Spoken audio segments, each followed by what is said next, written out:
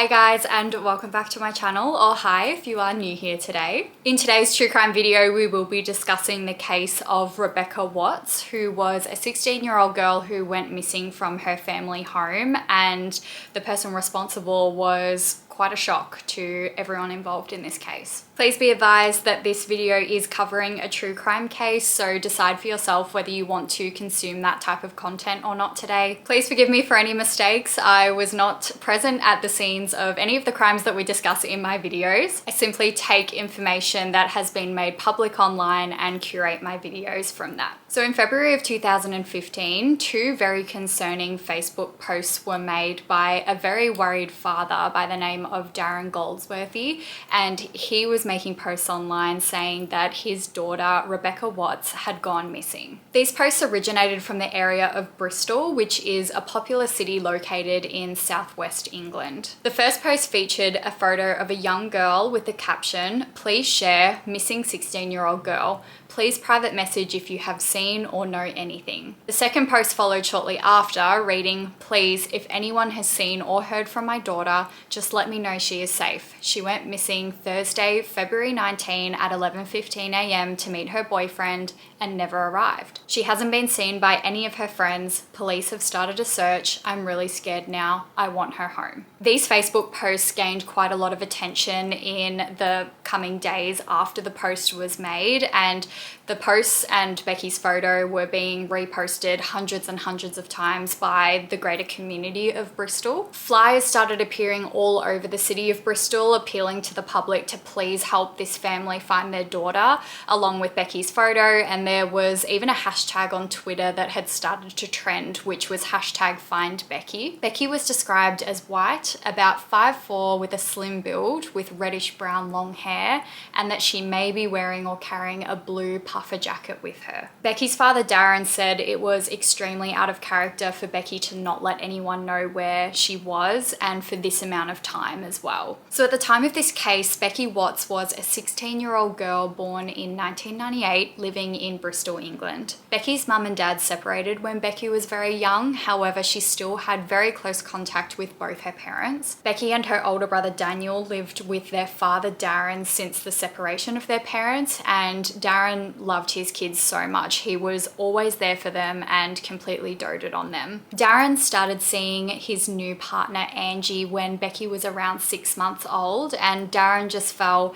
head over heels in love with Angie. Angie also had children of her own from a previous relationship, and her son at the time, Nathan Matthews, was 11 years old. Angie was described as such a loving mother. She was very warm, very nurturing, and I think it was safe to say from everything that I had read or listened to online that none of the children missed out on Angie's affection. She even loved Darren's children like her own. Angie and Becky were particularly close as the years went on. Becky was described as quite timid and shy and lacked a bit of confidence at times, especially around people she didn't know or in public. So when Becky started school, this was quite scary for her, as it is for a lot of people. And Angie, being the person she is, literally got a job at the same school Becky went to and volunteered as an aide for multiple years just so Becky could have some reassurance day to day there. So she just went above and beyond in her role as a stepmother to Darren's children. As Becky entered her teenage years and high school years, she was described as a very sweet-natured and kind young girl, but unfortunately she would battle periods of low self-esteem due to bullies at her school.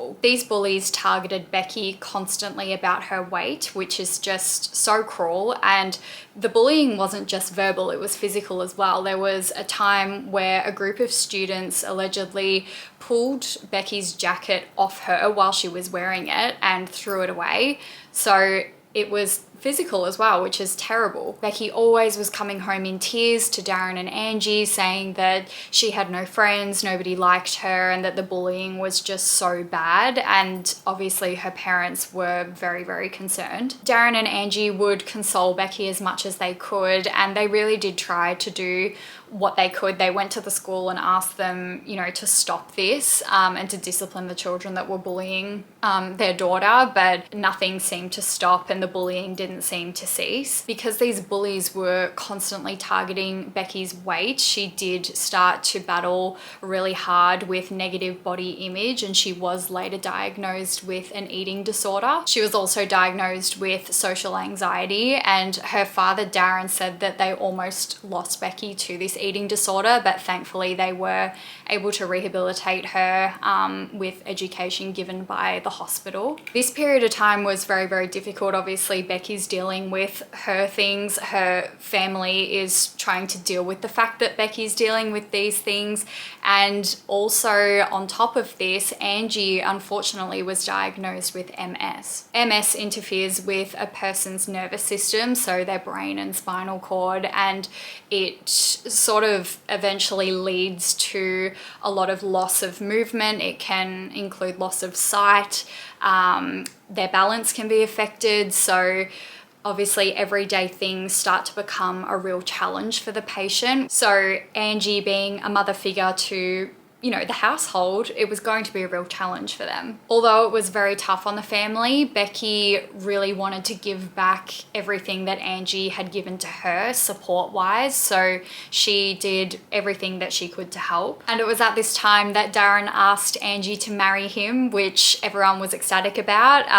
Becky specifically was very, very excited about actually having Angie officially as her stepmother. And it was a real bonding moment for Angie and Becky, because Angie let Becky help her plan the entire wedding, and she even let her pick out the dresses, the colors, and Becky chose blue because that was her favorite color. So a few years pass, and at the age of 16, Becky was living with Darren and Angie in Crown Hill, St. George, which was right on the edge of the city of Bristol. Becky was doing much better at this stage because she had since transferred from her old school where she had suffered from the relentless bullying, and this new school was where she met a really lovely group of friends and the bullying had stopped. She was also seeing a guy at this time. His name was Luke. Apparently he was a really nice guy. Becky's parents approved of him, and they just seemed to be in a really healthy relationship, and it was a very positive influence on Becky's life. Becky's older siblings, Daniel and Nathan, were much older at this stage, so they sort of had their own lives. They were no longer living at the family home,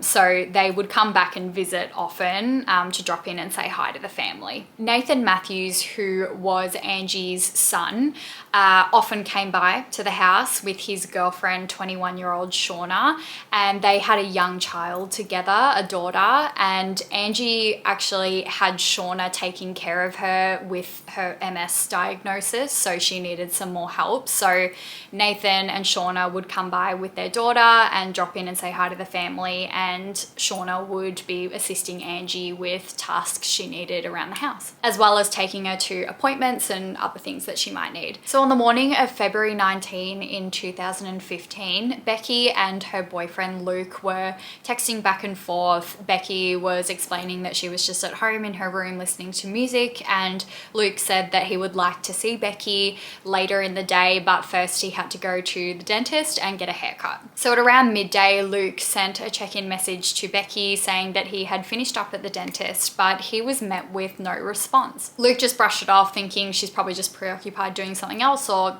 talking with her family at home. About an hour later, Luke realized that he still hadn't heard from Becky, so he texted her again because this was a little bit weird for them. They talked all the time. Their communication was pretty fast. A few more hours passed and Luke still hadn't received any response back from Becky, and he sent a follow-up text again saying oi, but was met with nothing. Luke finished getting a haircut and he looked at his phone and there was still no response, so he tried to give Becky a call, but it went straight to voicemail. And with this information, he went straight over to the Watts family home to check in on Becky to make sure that she was okay. Upon arriving to Becky's house, Luke realized that Becky's oldest stepbrother, Nathan Matthews' car was in the driveway, and when he knocked on the door, Nathan's partner Shauna answered. Luke asked Shauna whether Becky was home, and she said that she wasn't sure, and they went to go and ask Angie. Both Shauna and Angie didn't recall seeing Becky all afternoon, and Becky was not in her room when they went up to check. It wasn't unusual for Becky to go out without telling anyone, but it was unusual for her to not stay in contact. She was always in contact with someone. Becky's parents knew that she had a really nice boyfriend and a really nice group of friends, so they didn't mind whenever she went out. If she didn't tell them right away, that was okay, because they knew that she would always come home. Everyone brushed it off because they were like, there's got to be some reasonable explanation, right? However, the following day approached and Becky still had not returned home or made contact back with anybody. Becky's friendship group arrived at the family home's doorstep to ask whether Becky was in, and the family said, no, she's not here. We thought and hoped that she was actually with one of you guys, maybe staying the night, but all her friends confirmed that they had not seen Becky and that she definitely didn't stay the night with any of them. Angie grew quite concerned at this point, and she called Darren while he was at work to ask whether he had heard from Becky or seen Becky recently, because she still had not returned home. Darren said that he didn't know where Becky was, so he sent her a text asking to just let them know where she was. He also attempted to call her, and he went on her Facebook to take a look and see whether maybe she'd made some kind of update or posted a photo or something that would confirm her whereabouts, but she hadn't. So when Darren arrived home from work that day, everyone made a timeline of events of where they had last seen Becky, so then they could try and place when the last actual time anybody saw Becky was. Luke, her boyfriend, had visited Becky about 2 days prior and she seemed fine. The following night, Becky went to a party for one of the local rugby clubs with her friends, and again, nothing to note. She seemed perfectly fine there, according to her friends. The following morning, Becky arrived home really early in the morning and she was struggling to get inside because she had apparently jammed her key in the lock. Angie let her inside and Becky spent the morning at home, and she had plans to meet up with her boyfriend Luke later that day. Angie headed out for an appointment in the late morning of that day, and as soon as she left, Becky's stepbrother Nathan Matthews and his partner Shauna arrived to the family home. Nathan and Shauna recalled not actually physically seeing Becky, but they knew that she was home because they could hear music blaring from upstairs in Becky's bedroom, so they assumed that she was home. Nathan recalled being in the living room minding their young daughter, and Shauna had stepped outside to have a cigarette, and they recall hearing the music stop from upstairs and stomping down the hallway and the door slam. So they assumed that maybe Becky was not in a great mood that day, or she had to go somewhere and she was late or something. Later that day was when Luke arrived to the family home at about 5 p.m. asking where Becky was because he hadn't heard from her all day. Then the family assumed that maybe Becky had stayed the night at a friend's house, but given the following day when the friend group arrived to the family home and informed Angie and Darren that Becky had not been with them, they then realized that they hadn't seen Becky since the previous day. Darren kept calling Becky in hopes that she would answer or respond to a text message, but all of his contact attempts went unanswered. The family were growing really concerned at this point, so they went upstairs to Becky's bedroom to see if there was anything of significance that they could see, and they actually did notice a few things. A few things that stood out to them was that Becky's electronics were missing, her phone and her laptop, as well as some clothing items that she would often wear, which included a onesie and a blue puffer jacket. But the weird thing is that all her chargers were still in the room. Like, what good is your electronics without bringing the cables to go with it to charge it? Also, other stuff like her toothbrush, her makeup bag, her purse that had some money in it. Like, if you were gonna run away, or if you've taken all your electronics and like clothes, why wouldn't you take your toothbrush? I mean, she was a teenage girl. She liked wearing makeup as well, so a makeup girl is going to bring a makeup bag with her. Darren started going and knocking on doors, asking people if they had seen his daughter that day or the day prior. No one said that they had seen her at all, so Darren at that point felt like he was out of options, so he called the police and reported his daughter Becky as missing. And this is when Darren posted the information on Facebook as well that we talked about at the start of the video. They also tried Becky's biological mother Taryn, but she confirmed that she didn't have Becky and she hadn't seen or spoken to Becky at that time. Police arrived to the Watts family home and they tried to establish a timeline, and they were trying to suss out, I think, whether she was like a teen runaway, and they were sort of asking the family, you know, how was her spirits when you last saw her? Was she upset over anything? Do you think she would run away? Was she fighting with anyone? But everyone confirmed that she was fine. She was in good spirits the last time anyone saw her. She hadn't had any arguments with family or friends. Darren also explained to the police that Becky was a very shy and timid girl. She did not go and talk to randoms at all. It's just not in her nature. She would not go up to a stranger and ask for help. She didn't even like asking for a bus ticket. She didn't want to order anything in the restaurant or speak to people over the phone. It's just, she was very shy. So the police took down what they could and they said that they would look into it, and they left the family home. And Darren was not really pleased at this point. He felt like the police just thought that this was some teen runaway and that they weren't taking it seriously, and he knew that Becky was not a runaway. This was much more dire, and he needed the police to start searching for Becky. So as the Facebook posts were gaining more and more traction and Becky still hadn't shown up, the police then started a full-scale search for Becky Watts. One of the detectives believed that given Becky had not accessed her phone or talked to anyone in days, it seemed unlikely that she had just run off.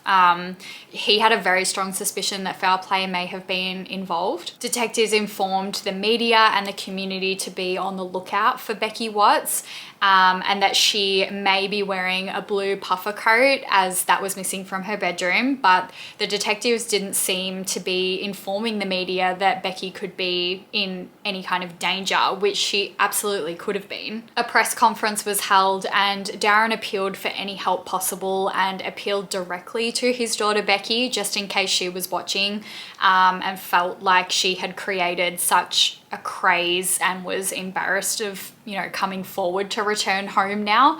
But he told her in the appeal that she would not be in any trouble. Just tell someone where you are. Darren then also appealed directly to a captor in case Becky had been kidnapped or was hiding out with someone, telling them to just drop Becky off at a police station or to their house. Just let her go safely. During the investigation, detectives got a hold of Becky's social media records, and they showed that they had not been activated at all. She had not been on social media for the entire time that she's been presumed missing, which was very, very alarming, given that she was very active on social media. The last time she used anything on her phone was to send some text messages just after 11 a.m. Thursday, February 19, which was the last time she was seen. Detectives were looking all over Bristol, as well as neighbouring cities, in buildings. Dive teams were in the lakes, houses were knocked, backyards and sheds were searched, and in the end, the Becky Watts case was the largest missing persons search in the country's history. Investigators were combing through Darren and Angie's home, which is where Becky lived, and doing lots of forensic testing as well. One of the forensic investigators found something of interest. On Becky's bedroom door frame, they found some red splatter-like stains, and it was so faint you could hardly see it, but the thing of interest in amongst the red splatter on this door frame was a red fingerprint. So upon doing further tests, authorities confirmed that the staining was human blood. However, it was going to take a bit more time to determine, one, whose blood it was, and two, whose fingerprint it was in the blood splatter. If it was Becky's fingerprint in her own blood on the door, then that kind of makes sense. Maybe she cut herself like a long time ago and she touched her door frame, therefore her fingerprint is in her own blood. But if it was her blood and someone else's fingerprint, then that would raise some suspicions. Detectives were able to determine for now that the blood was consistent with a struggle just by the way that it had landed on the door frame, like in a spatter kind of motion. So detectives chatted to Nathan and Shauna again to confirm what they believed their version of events were the day that they last saw Becky, and they told their story again, how they came over to the family house and they assumed that Becky was upstairs because they could hear the music coming from her bedroom. No one else was home at this point, but then they just suddenly heard stomping down the stairs and then the front door slam. So they assumed that Becky had come out of her room and left the house. Nathan and Shauna had been asked a few times to come down to the police station for some more formal interviewing, just so they could recount their version of events in a statement. But they were actually two people in this case that were very hard to track down for interviews. They always said that they were unavailable. It was always stuff like, oh, I'm so sorry we can't come down for police interviewing because we're having lunch with Shauna's mum today. Nathan's younger stepsister is missing and you're more worried about going to Shauna's mum's house for lunch. Like, I think Shauna's mum will understand why you're not going to lunch. Police actually followed that up with Shauna's own mum and asked her, did they come over for a lunch? And Shauna's mum actually told the police that they had come over for a lunch, but it was very impromptu and last minute. They'd called and said, basically, we're coming over for lunch, and then within the hour they were there. So it seemed as though Nathan and Shauna perhaps were trying to avoid the police. In one of the documentaries that I watched while researching this case, there was a detective who recalls getting interviews from Nathan and Shauna throughout the case, and he made note that every single time Nathan and Shauna were asked about the case and the timeline of events, their version of events matched up exactly the same every single time. You might think, oh, they're just good witnesses. However, this detective said, quote, even the best witnesses will provide accounts that are incorrect. They were really consistent in their accounts. They fit together really conveniently and neatly. Police started to think that maybe Nathan and Shauna's version of events weren't so much completely accurate and true, but more so rehearsed. At this stage, police were sick and tired of waiting for Nathan and Shauna to come down to the police station. They just assumed that they just weren't going to get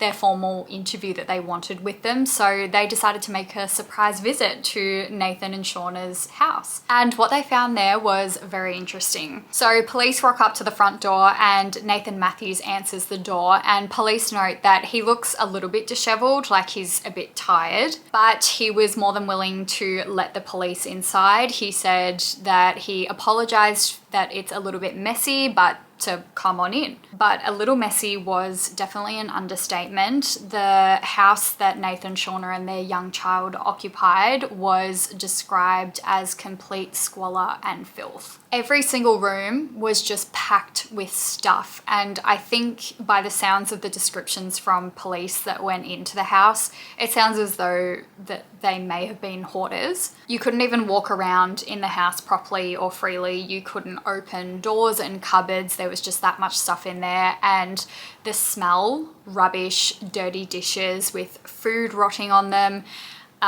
was just very intense. There was also quite a strong stench of cat urine and feces, or what detectives assumed were cat urine and feces. The police asked Nathan, like, what is going on here? Why are you living like this? And Nathan said that he had a bad habit of picking up things from outside in the street and bringing them back home to try and fix up to sell or use for themselves, but it didn't really seem that that was the case at all. It just seemed like he brought things back and hoarded them, and that they couldn't keep a clean house anyway. So there was a lot going on in this house. Police asked to see all the rooms of the house, and Nathan was fine with it. He was sort of giving them the tour of their house, and meanwhile the police were asking him questions about, you know, what him and Shauna do day to day, what do they do for work. Nathan explained that he had been diagnosed very recently with some sort of illness that gave him sudden bursts of pain, so he couldn't work full time. And he explained that Shauna was raising their child and also cared for her mother-in-law, or Nathan's mother, Angie, with her MS diagnosis. Eventually, Nathan leads the officers upstairs and to their bedroom, and it turns out they were using their bedroom basically as a kitchen because they had like a toaster and a kettle in their bedroom and like stuff set up all on their bed with just filth all around them. And Nathan's continuing to recount his version of events of when he last saw Becky or when he last thought that he saw or heard Becky. Eventually Nathan led the police to the upstairs bathroom, and immediately as soon as Nathan opened the door and police like put their head in, red flags were raised. This bathroom was clean, like pristine, which did not match the rest of the house at all. Why does the rest of the house look like chaos, but this bathroom in particular doesn't have filth in it either? It looked like it had just been cleaned. The window was open as well, as if someone had just been, you know, using chemicals to clean the bathroom, and then you open the window to sort of air it out a bit. So police thought, all right, we're circling back to this one. So because police were in the house with Shauna and Nathan, they said to them, look, can you please come down to the police station for some more formal questioning and interviews, because we really just want to get, you know, all these versions of events from everyone correct, so then we can, you know, really be sure that we've got the timelines right and find Becky. So finally, Nathan and Shauna agreed to come down to the police station, and once they were at the station, they were separated into different rooms so the police could more so see how they were going to act when they weren't together, and just see if their stories still corroborated or whether they were going to change. Detectives decided to go a different way in Nathan's interview this time. Rather than asking him about his version of events again, they wanted to know more about the relationship between him and his younger stepsister Becky. They wanted to know whether they got along. I mean, they were step siblings that met at a very young age. Becky was only 6 months old, like we said at the beginning of this video, when her father met Angie, who's Nathan's mother. And there's quite a significant age gap as well, so police were interested to know what kind of relationship the two of them had, and more so how Nathan viewed Becky. Police were pretty quick to find out that Nathan didn't seem very fond of his younger stepsister Becky at all. Nathan said that he was civil with her, but they weren't incredibly close. The family was sort of the only thing that kept them tied at this point. However, when Becky and Nathan were younger children, they were actually very close. As we said, Angie moved in with Darren when the children were very young, and Becky was very fond of her new stepbrother, and her first word was actually not mum or dad, it was actually Nathan. But as Nathan grew older, it was said that he became quite reserved and could have a bit of a temper, and that he did find his younger stepsister Becky quite annoying.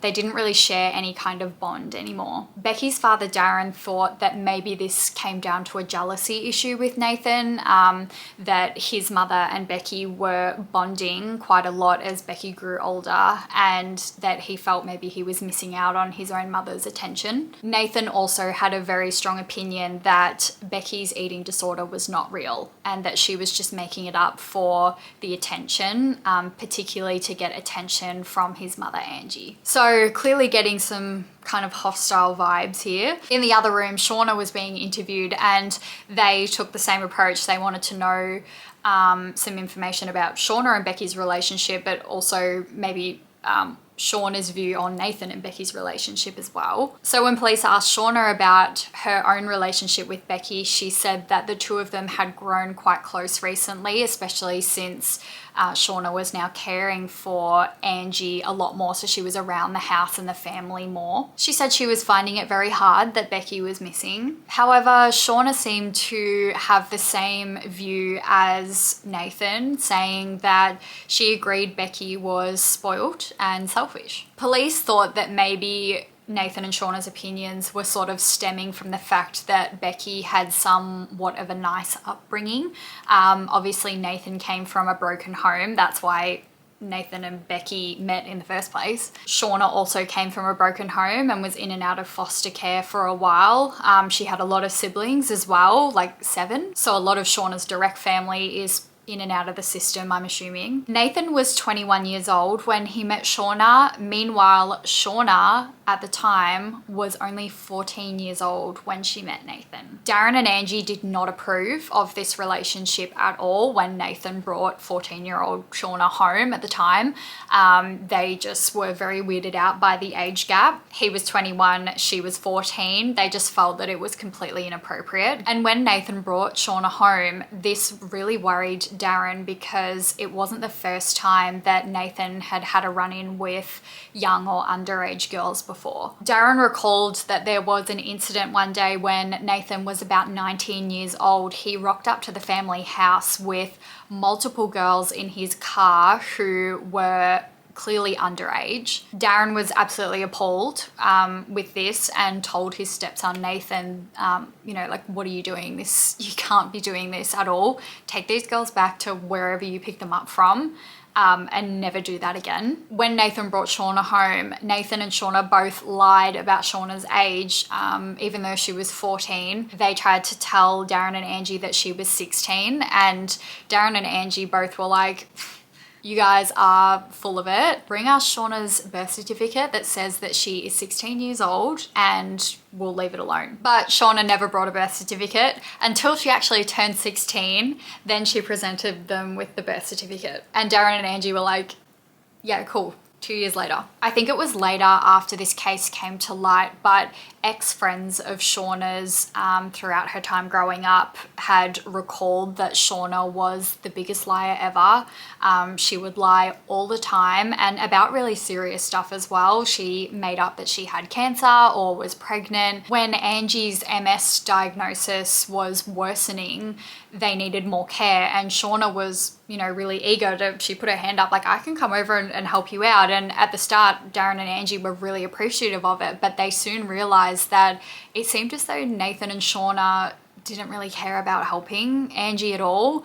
They just were like using the family home. They would eat all the food. They would just lounge around. Shauna definitely seemed to be slacking off and really not on the ball with what Angie needed. It was like they were just using their parents to mooch off. Nathan didn't work. Like I said before, he only worked part-time, he claimed.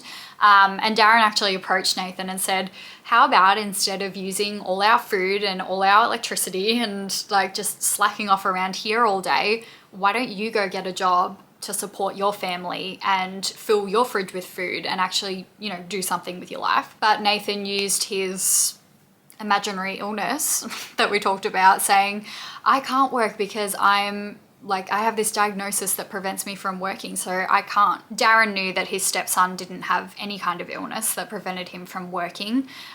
He was just lazy. And Darren also suspected that he wanted to stick around Shauna all day because Nathan was known to have quite the jealous streak. So police got what they wanted for now from Nathan and Shauna, and they let them go and they went back home. So finally, what actually pushed this case really forward, which was very positive, was that the forensic testing from the doorway finally came back. Forensic testing confirmed that the blood belonged to Becky Watts, so the spatter on the door frame, that was her own blood, but the fingerprint within it belonged to her older stepbrother, Nathan Matthews. So why was Nathan Matthews' fingerprint in Becky's blood on her own doorframe? So in February of 2015, police located Nathan Matthews and his girlfriend, Shauna Hoare, at Shauna's mother's house, and Nathan was placed under arrest for the kidnapping of Becky Watts. When Nathan asked what was going on, the police informed him that they needed to conduct an urgent interview with him in relation to Becky's whereabouts, and straight up asked him, where is Becky? Give up the act, tell us where she is. However, Nathan was being frustratingly uncooperative with the police at this stage, and all his answers to any questions he was asked was no comment. Like, do you know where Becky is? No comment. Is Becky safe? No comment. He just kept saying no comment, no comment, no comment. Shauna was also placed under arrest on suspicion of kidnapping, but when asked, she maintained that she didn't know where Becky was and she didn't know if Becky was safe. So Nathan Matthews and Shauna Hoare were taken down to the police station in Bristol, and Darren and Angie were informed of Nathan's arrest and Shauna's arrest, and were told that they were down at the police station, but they maintained that the search for Becky was at the top of the priority at this stage. So I think they were a little shocked, but maybe they weren't surprised. I'm not really sure. But Becky was still missing and that was their focus. So once Nathan and Shauna were being held at the police station, the detectives went back to their house to do a more thorough search while they weren't in it. And the bathroom, again, was what we said before. They wanted to definitely circle back to that one. They were like, that's got red flags written all over it. They wanted to get forensics in there to do as much testing as possible, but the team had a massive workload ahead of them because, as we discussed before, this house was just completely stacked with stuff. So there was going to be a lot of work involved in moving things around, but not wanting to compromise any evidence that there might be if there was any. But the forensics team found multiple items of interest, such as receipts from the days after Becky's disappearance. They found 2 illegal stun guns, as well as black lining out of the boot of Nathan's car, which was stuffed in a cooker, which was in the bathroom. Why is the floor of your car in a cooker in the bathroom and not in your car? They also found some blood inside the house, which they sampled and sent away for testing right away. They did a lot of testing specifically in the bathtub within the bathroom, just because it looked so out of place compared to the rest of the property. And after doing chemical testing, it did show that the tub and the tiles surrounding in the bathroom had been meticulously cleaned very recently with disinfectant and drain cleaner. However, there was no trace of Becky Watts found in the bathroom. So the receipts, some very questionable items that Nathan Matthews purchased in the days after Becky's disappearance. Nathan purchased goggles, face masks, gloves, and a circular saw. Police then confirmed that it was Nathan Matthews that purchased the items by securing the CCTV footage from the shop, and it was clearly him dressed in all black buying the items. The following day he purchased more questionable items, which included more gloves, bleach, and 3 rolls of cling film. Again, police confirmed it was Nathan that made the purchase by getting the footage from the shop as well, but something police noted about this purchase was that Shauna also accompanied him. The couple were then seen again on CCTV the next day purchasing more suspicious items such as garbage bags, duct tape, and more cleaning products. You know, their house was a good place to store the receipts. Back at the police station, Nathan and Shauna were still really reluctant to talk to police. Nathan was starting to be a bit rigid and nervous, especially when police told him that they had found some pretty solid evidence at their own home, as well as a blood sample that was pending an outcome that detectives had found. I think all the worrying about what exactly they knew finally broke Nathan Matthews, and eventually, after 12 days of Becky being missing, Nathan wrote a statement on paper that was prepared by his lawyer. This statement was a confession by Nathan Matthews stating that he had kidnapped and murdered his younger stepsister, Becky Watts. This statement is very, very long, so bear with me while I read it to you guys. We don't 100% know what is true and what's false, but this is Nathan's version of events in his confession. I, Nathan Charles Matthews, date of birth 9th of January 1987, accept that I am responsible for the death of Rebecca Watts. On the 19th of February in 2015, I attended 18 Crown Hill with my girlfriend Shauna Hoare.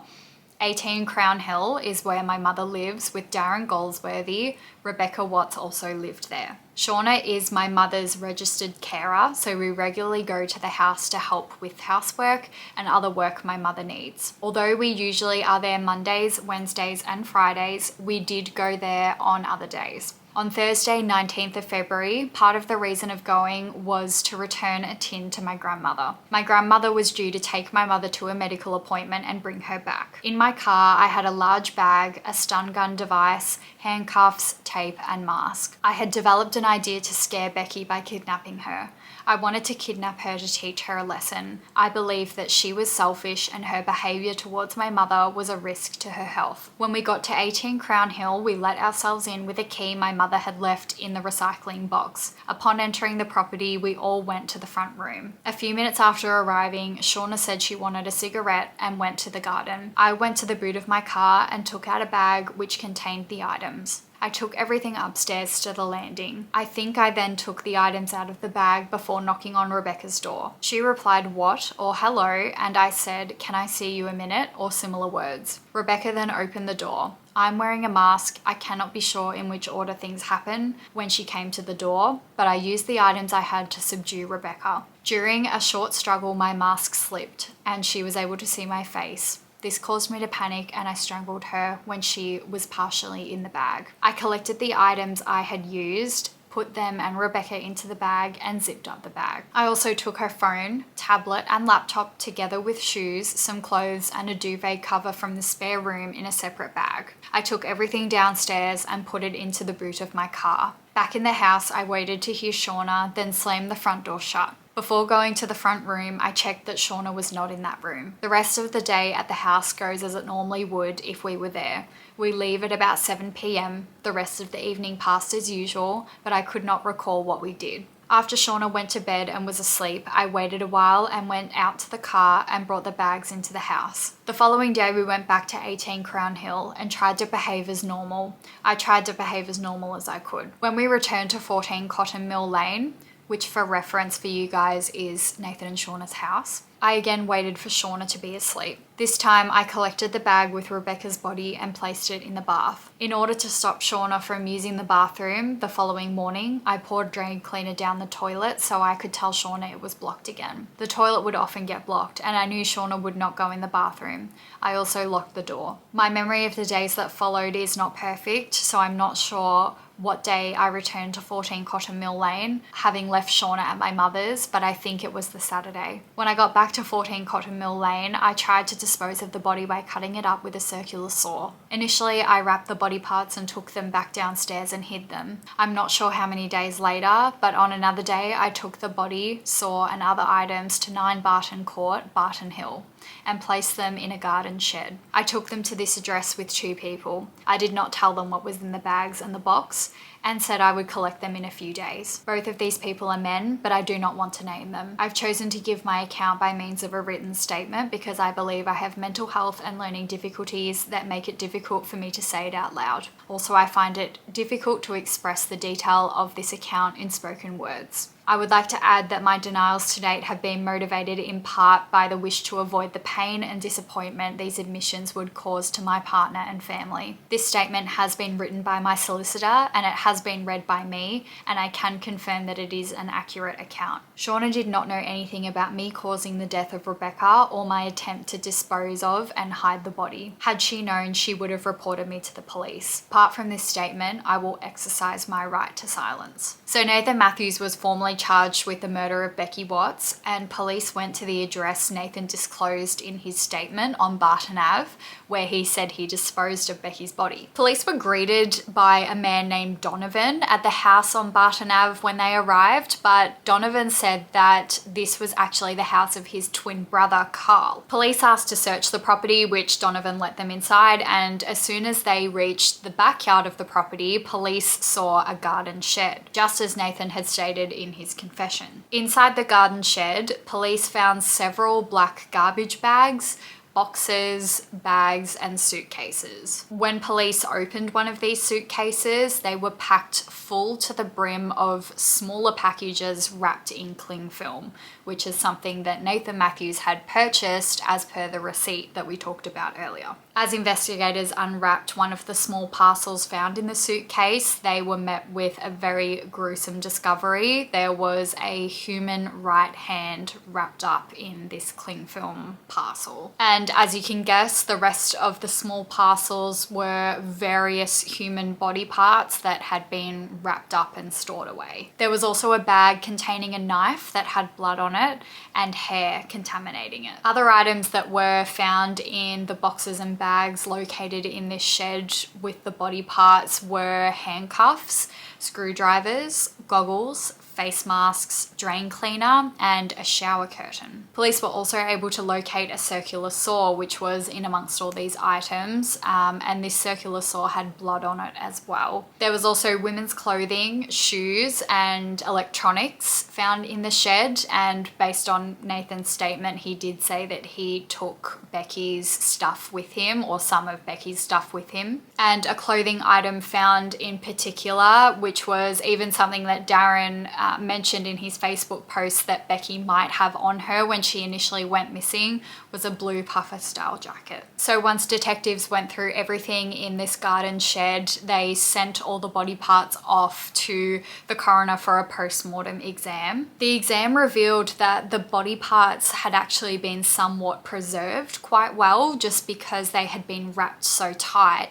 But further to this, they were preserved very well because they had been packed with salt and cat litter. Absolutely disgusting. And, you know, to mutilate someone's body is already completely disrespectful and disgusting enough, but then to further pack it with cat litter is just, you know, it's just someone's body, their dignity. It's just disgusting. DNA that was obtained from Becky's toothbrush was tested against the DNA of the body parts, and it was confirmed that the dismembered body parts, as well as the blood and the hair on some of the items found, belonged to Becky Watts. Her cause of death was suffocation, with someone having held something over her nose and mouth with force. Nathan said that he strangled Becky in his confession, so either not entirely true, or he wasn't remembering properly, or he thought that strangulation and suffocation are the same thing. I'm not sure. Detectives think that he may have been lying. Becky was found to have a lot of defensive wounds on her body, which showed that she had put up a very strong fight against her older stepbrother. But she had also been stabbed multiple times after death. However, there was no evidence of sexual assault that they could find. One of the more difficult things I read and listened to when I was researching this case was when Darren had to go and formally identify his daughter Becky, and he said that it was really difficult because the morgue had done their best to cover up Becky as much as possible for the identification purposes, but Darren said that he could see where his stepson Nathan had dismembered her and, you know, brutally mutilated her, and he said that was just really harsh to see his 16-year-old daughter, who he adored, in that way. It was found out that Nathan was willing to pay this Carl guy about £10,000 to help him move some items that he didn't disclose were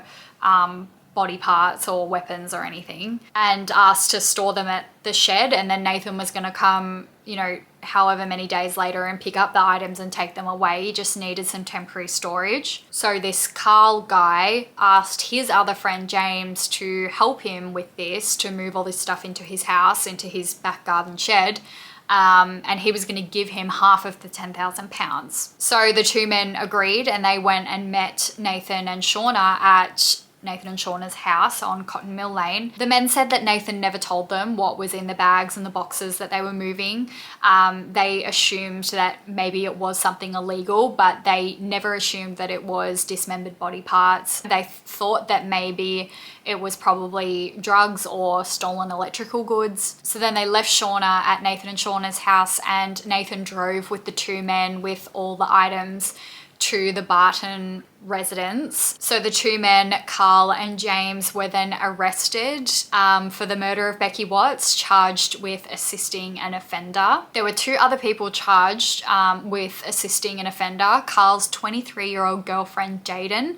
She knew Carl was storing things as they texted about it, so there was sort of written proof. She maintains that she never knew it was a body or anything associated with that kind of crime. And also Donovan, who was Carl's twin brother, who initially greeted the police at the door when they arrived to search the property. So a lot of people were involved and charged with this case. So where's Shauna in all this? Shauna maintains that she was oblivious to all of this. Nathan was protecting her. He maintained that she had nothing to do with it. She didn't know anything. She didn't see anything. He even says that in his statement. But police weren't buying it. They felt that Shauna absolutely knew that there were crimes taking place, if not actually involved in the crimes themselves. It's just all very convenient where she is in all of these stories. She's out having a cigarette, she went to bed early, she didn't know there was a body in the back, like come on. However, the men that got arrested who were helping transport all these bags and suitcases for Nathan said that Shauna was there. She was there at the property when they were loading all the stuff into the car. When they interviewed Shauna, she was asked to talk about her and Nathan's relationship and what it was like. And the stories she told them were exposing quite a toxic relationship between the pair. It came to light that Nathan had complete control over Shauna in all aspects of her life. She couldn't even leave the house without Nathan accompanying her like a child. That's how bad his jealousy was. He thought that if Shauna stepped out of the house without him, that she was being unfaithful to him. She said that she cared for Nathan. They had a child together and they'd been together for quite some time now, even when it was a little inappropriate when she was 14 and he was 21. You're pretty impressionable at that age, and I think she just got sucked into a cycle of toxicity. She said now her feelings towards Nathan were that of anger. It was not love anymore. While Shauna was still denying any involvement in the case, police had gotten into old messages between Nathan and Shauna, and these were disturbing to say the least. And I think it shows that Shauna was not being very truthful to the police, and that maybe she was just as toxic as Nathan. So only 2 months before Becky's disappearance and murder, Nathan messaged Shauna telling her to bring home 2 pretty schoolgirls back to the house for him. And Shauna responded saying, "Lol, yeah, I'll just kidnap them from school." These are people that have a child, like a young child, together. That same day, Shauna messaged Nathan saying that she just saw a pretty petite girl and that she almost knocked her out to bring her home. Lol. Nathan replied saying, "Don't you almost me, now do it, bitch." Shauna again replied saying, "LMFAO, yeah, I'll just go back in time to when I saw her, then time travel her to our attic. Lol." Police asked Shauna about these messages, like, what is this? What are you doing? What's with all the lols and LMFAOs? It's just, they're such strange people. Shauna said it was a joke, classic, but everything that was found with Becky's body was coming back from being tested. Lo and behold, whose DNA was found on one of the face masks and one of the garbage bags that was found in the shed? Yes, Nathan Matthews, but also Shauna Hoare. It suggests that you not only knew about it, but you were physically there and tampering with the crime. Plus, the Facebook messages seem to indicate that you have pedophilic tendencies towards young girls, and specifically schoolgirls, which you share with your boyfriend Nathan. So now Shauna's charges were upgraded to murder, not just kidnapping, and the couple also had charges added which were preventing the proper burial of a corpse, perverting the cause of justice, and possessing a prohibited weapon, which were the stun guns that detectives found inside their house. Everyone was outraged with the couple because Nathan and probably Shauna knew where Becky's body was the entire time, yet Becky's family, the police, the community, lots of resources were used to try and find Becky. It would have just hit really close to home for the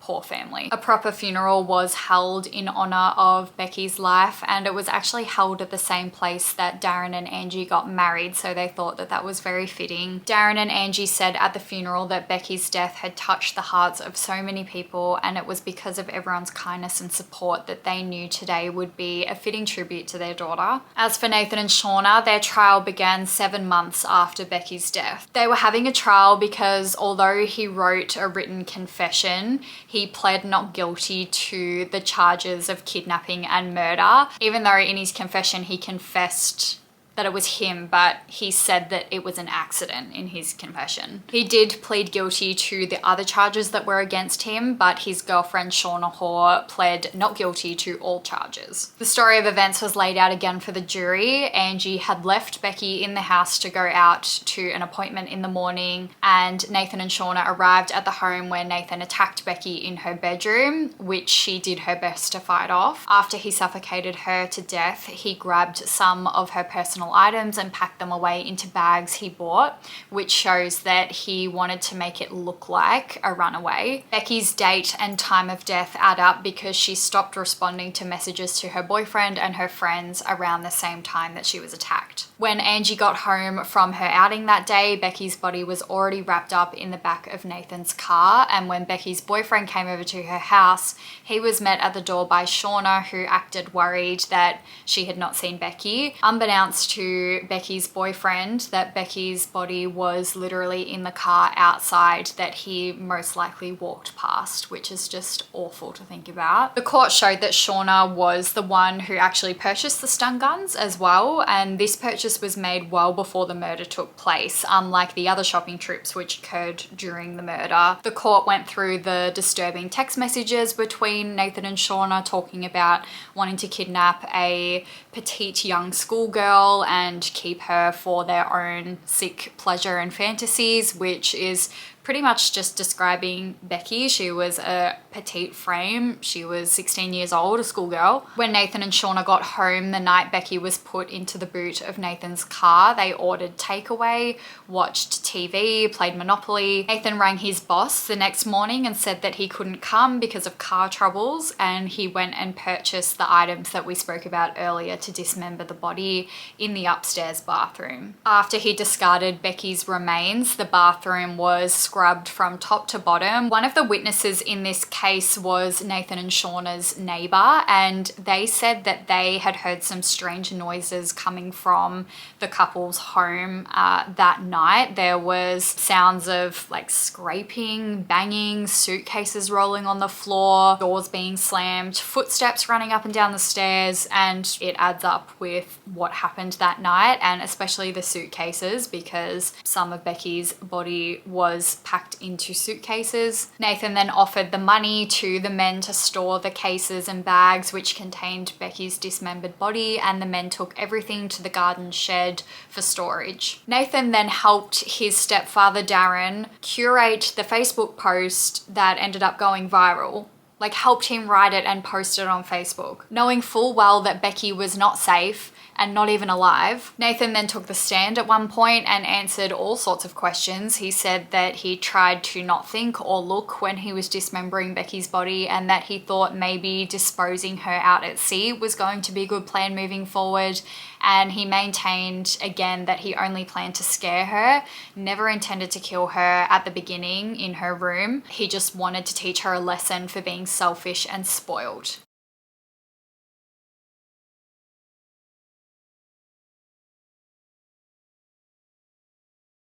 He's really hanging on to the selfish and spoiled part. Like, he just sounds like a jealous 5-year-old. It's crazy. It's very clear he struggles with jealousy. He's jealous with Shauna and their relationship. He's jealous with his own mother and the attention she gives to other children. Like, you're a fully grown man. There was two different sides to look at the motivation for this. One was obviously the jealousy issue that we just spoke about. The other side was a sexual motivation, because he clearly had tendencies talking about young petite schoolgirls, talking about that type of content with his girlfriend Shauna. That describes Becky. Was it sexually motivated crime? Was he actually attracted to Becky? It came to light that Nathan was watching pornography daily, and the type of pornography that Nathan accessed was adult women depicting themselves as young schoolgirls. So we're clearly running with a theme here. Police then also found that Nathan was texting back and forth with a 16-year-old girl, sexual messages. They had a sexual intent behind them. Yet he's the one that is jealous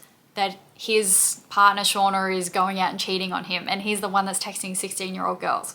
And even more disturbing, Nathan accessed pornography only a few hours before Becky's murder, and one in particular he was watching was a 17-minute video titled "Virgin Teen Getting Raped in Own House," and it was quite violent. Similar to this, Shauna's phone revealed that on the day of Becky's murder, she had accessed a video on YouTube which was a parody version of "Do You Want to Build a Snowman" from Disney's Frozen.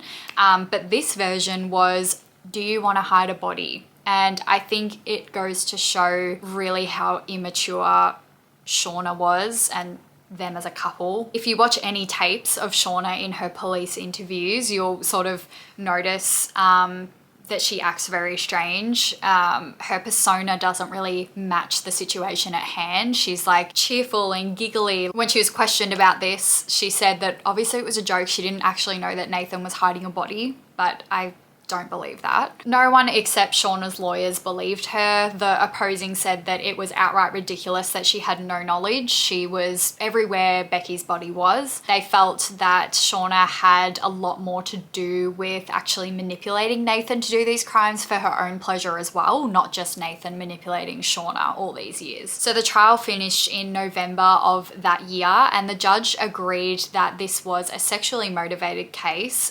orchestrated by both Nathan and Shauna. The jury came back after deliberating only for a few hours and found Nathan Matthews guilty of the murder of Becky Watts. Shauna Hoare was found not guilty of murder, but guilty of the lesser charge of manslaughter instead. Nathan Matthews was sentenced to life with a minimum of 33 years, and Shauna Hoare was sentenced to 17 years. Carl and Jaden, who were the couple that allowed Nathan to store the packages in their garden shed, both pled guilty to assisting an offender, and the judge agreed that it was likely they didn't know the contents of the suitcases and that they only did this for the money. However, the judge said that they were aware it was likely linked to an offence or a crime, so their punishment needs to reflect the offence. So with this, the judge sentenced Carl to 2 years in prison and Jaden to 16 months. James and Carl's twin brother Donovan both pled not guilty to assisting an offender, maintaining that they had no involvement in the crime and were found not guilty and cleared of charges. So that actually brings us to the end of this case today, and as always, please keep your comments